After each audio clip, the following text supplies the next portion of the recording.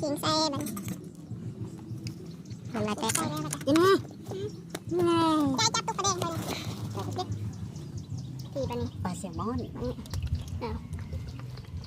ขย่าก่อนดื่มกินก่อนยังมีอารมณ์แล้ว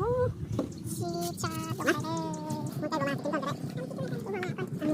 มันจะนั่นเขาจะใส่น้ำตาลเนาะ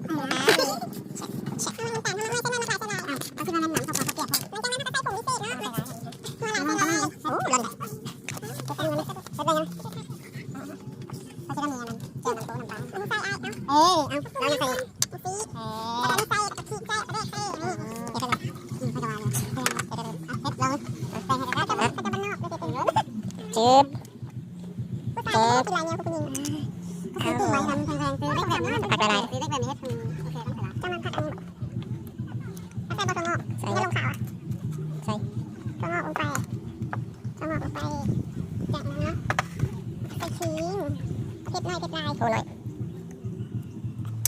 น้ำขิงใส่ เส้นน้ำตาลนิดนึงเนาะ แมลงวันมารบกวนกล้องได้ เราจะให้เส้นผัดอันนี้ใส่ดี โอ้กับสวยสดอันเอาอันยอดแต่ มีทาชิ้นให้ดำแบบเฉพาะ ยอดโชว์ครับ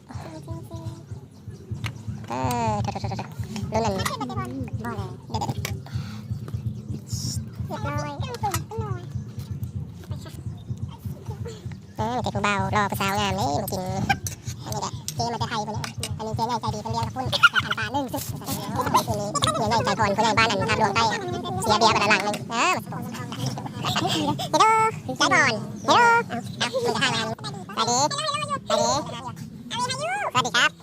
สวัสดีครับเจ